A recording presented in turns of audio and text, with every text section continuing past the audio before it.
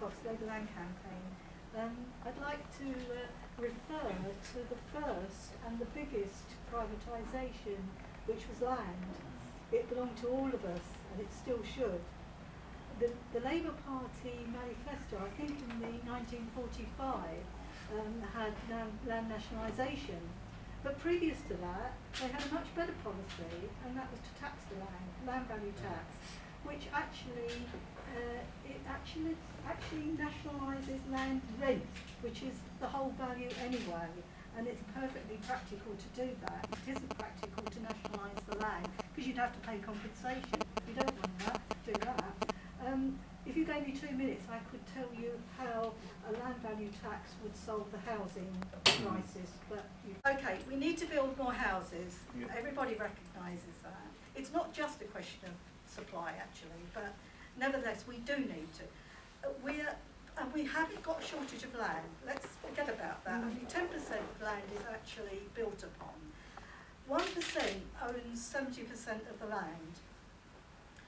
There's huge estates, huge vast areas of idle land that's designated as agricultural. They don't even farm it, but they get the EU subsidy for it.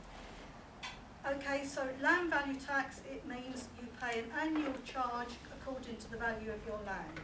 You could do it fully, 100% land value tax on all this area of land. Okay, so start off with these big estate owners, they could afford to pay the land value tax because agricultural land is very low value.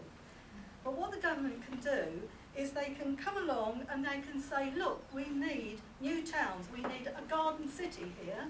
Right, we've got this big area, we'll designate that residential land. So then the value of that land increases massively, and so does the land value tax. Right? So they'd be paying hundreds of millions of pounds for that land if they wanted to keep it every year.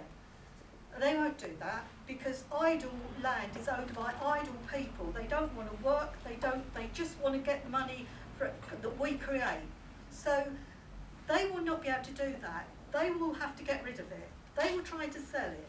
If there's a huge tax on that land, the price will go to zero. They'll get practically nothing. No one will want to take it off their hands. The government can get it for next to nothing and then build the cities that we need. Yeah.